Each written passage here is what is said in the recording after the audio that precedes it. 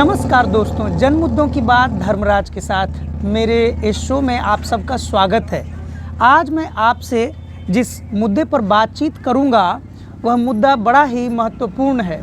जब भी इन दिनों चुनाव हो रहे हैं उसमें भाजपा की प्रचंड जीत होती है और तमाम विपक्षी दलों की या तो हार होती है या बुरी हार होती है। हालांकि जीत जाने के बाद भी यानी कि भाजपा को अगर कोई विपक्षी पार्टी हराने में सफल हो भी जाते हैं तो आजकल ऐसा माहौल है कि लगता है कि कुछ दिनों बाद ही भाजपा उस गठबंधन को तोड़ देगी और अपनी सरकार बना लेगी। 5 राज्यों के जो चुनाव विधानसभा चुनाव के परिणाम आए, जो रिज़ल्ट आए, उसमें 3 राज्यों में भाजपा ने प्रचंड जीत हासिल की। एक राज्य में कांग्रेस की सरकार बनी और एक राज्य में कांग्रेस के ही पुराने नेता मिजोरम के लालदू होमा मुख्यमंत्री बने। गैर भाजपाई राज्यों में मुख्यमंत्री बना दिए गए हैं। अभी आप मेरे वीडियो के शुरुआत में देख रहे थे, एक बगल में चाय की दुकान है, मैं यहाँ पे चाय पीने आया। ये इलाका दिल्ली का हिरनकुदना इलाका है।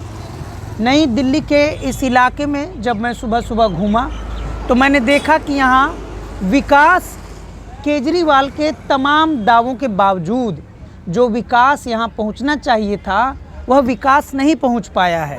यहाँ पे जितने भी सड़कें दिखी लगभग टूटी फूटी दिखी और पीछे में एक बहुत ही बड़ा 6 लेन या कहिए उससे भी बड़ा कोई हाईवे बन रहा है जिसका नाम मैं नहीं जान पाया। मैंने आसपास के लोगों से नाम पूछने की कोशिश की लेकिन नाम नहीं जान पाया। ये आप देख रहे होंगे मैं जिस रोड के किनारे बैठा हूँ चाय की दुकान पे, ये बड़ा ही चलती रोड है क्योंकि आगे में हिरनकुदना नाम का एक गांव है जहां यहाँ के लोकल रहते हैं। अभी मैं आगे 2 ठेले के दुकान मिले, गुलशन राजपूत के छोटे कुलचे और दिकाशा राजपूत के छोले कुलचे। मैंने दिकाशा राजपूत के छोले कुलचे ठेले से छोले कुलचे खाए और इनकी दुकान पे चाय ढूंढते हुए चला आया। ये मैडम शाहजहांपुर की वैसे हैं, मतलब इनका मायके शाहजहांपुर रहा होगा। आपका मायके है ना? मैडम का मायके शाहजहांपुर है, उत्तर प्रदेश की हैं। इनका नाम है मीना देवी। मेरी माँ का नाम भी मीना देवी ही है। मैंने इनसे परमिशन लिया कि मैं आपके चाय की दुकान पर बैठ के आपके चाय की दुकान के बारे में भी बोलूँगा और जो अन्य बातें हैं उस पर भी मैं बोलूँगा। अगर आप कभी भी इस जगह पे आएंगे पवन गंगा एजुकेशनल सेंटर, तो पवन गंगा एजुकेशनल सेंटर पर बड़ी अच्छी चाय की दुकान मैडम बनाती हैं। मुझे तो बड़ी अच्छी चाय लगी। मैं चाय पी रहा हूँ, आपसे बात कर रहा हूँ। मैं जिस ओला उबर से यानी मैं उबर से यहाँ पर सुबह में आया, जिस उबर से आया उस उबर के ड्राइवर का नाम था शशिकांत राय। शशिकांत राय उत्तर प्रदेश के सुल्तानपुर के कादीपुर गांव के थे। उनसे बात हुई कि आपको क्यों लगता है भारत में विकास तेज़ी से क्यों नहीं होता है। उन्होंने कहा कि भारत के लोग जात पात धर्म में यकीन इतना ज़्यादा करते हैं कि ऐसी कोई भी एक सरकार नहीं आती है जिस पर यह खुलकर कहा जा सके कि यह सरकार सभी लोगों के बारे में सोचेगी। उन्होंने कहा, शशिकांत राय ने कहा कि आज अभी वर्तमान समय में उत्तर प्रदेश, चूँकि शशिकांत जी उत्तर प्रदेश के थे, उन्होंने कहा कि उत्तर प्रदेश में जो सरकार है भाजपा की सरकार है, केंद्र में भी भाजपा की सरकार है। उत्तर प्रदेश में योगी आदित्यनाथ जी मुख्यमंत्री हैं, केंद्र में नरेंद्र मोदी जी प्रधानमंत्री हैं। लेकिन इन दोनों बड़े बड़े बहुत ही लोकप्रिय नेताओं के साथ एक संकट है कि इन पर भी एक चस्पा लगा हुआ है आइडेंटिटी का कि ये हिंदू मुसलमान की राजनीति करते हैं और एक खास पूरा मुद्दा जो विकास पर होना चाहिए कहीं ना कहीं उस पर बात नहीं हो पाती है। तो मैंने शशिकांत राय से पूछी कि आप छोड़िए कांग्रेस, भाजपा, आम आदमी पार्टी, सभी लोगों की बात छोड़िए और अपना मूल्यांकन बताइए। तो उन्होंने कहा कि एक सबसे बड़ी बात जो है कि कोई भी पार्टी जो चुनावी समय वादे करती है उन वादों को पूरा करने का प्रयास नहीं करती है। कोई भी सरकार जो चुनाव के समय में चीख चीख कर घोषणा पत्र जारी करती है, कहती है 5 गारंटी 10 गारंटी। आजकल जब से आम आदमी पार्टी ने दिल्ली में प्रचंड जीत दर्ज की थी, तब से भारतीय राजनीति में हर दल गारंटी दे रहे हैं।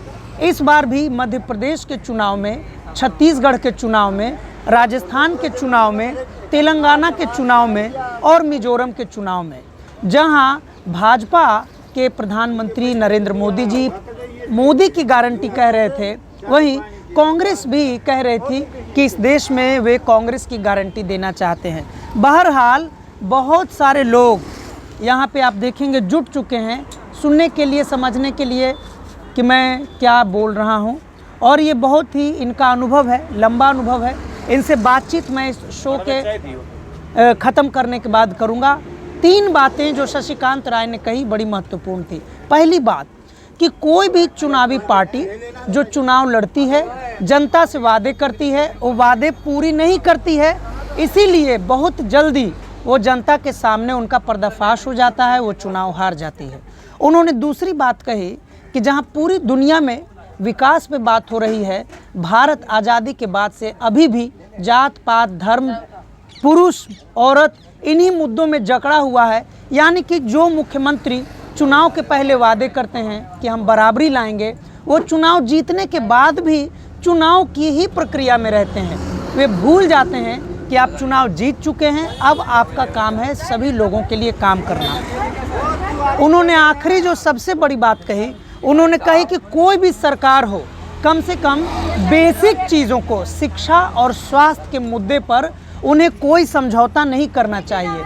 कोई भी नई सरकार आती है तो पुरानी सरकारों में किए गए काम को बंद करने लग जाती है। कि अगर कांग्रेस की सरकार में स्वास्थ्य में काम हो रहा था तो भाजपा की सरकार आती है और उस काम को बंद कर देती है। अगर भाजपा की सरकार में कोई काम हो रहा था और वहां कांग्रेस की सरकार जीतती है तो उसे भी बंद करा देती है। और लगभग ऐसा ही आरोप सभी पार्टियों पर शशिकांत राय ने लगाया। उन्होंने और भी बहुत सारी बातें की। उन्होंने कहा कि कोई भी पार्टी अगर चुनाव लड़े या जनता के हित की बात करे तो पूरी पार्टी में पहले एक मत हो। यानी कि अगर कांग्रेस प्रधानमंत्री नरेंद्र मोदी को चुनाव में हराना चाहती है तो पहले कांग्रेस खुद तय कर ले कि उनकी अपनी ही पार्टी में एकता है या नहीं है। कांग्रेस की पार्टी में खुद फूट है, इसलिए जीतते हुए राजस्थान में कांग्रेस हार गई। कांग्रेस की पार्टी यानी मध्य प्रदेश के कांग्रेस में खुद फूट है कि राहुल गांधी मंच से कुछ और कहते हैं और वहां के मुख्यमंत्री के दावेदार कुछ और कहते हैं, जिसका नतीजा है कि मध्य प्रदेश में भी कांग्रेस बुरी तरीके से हारी।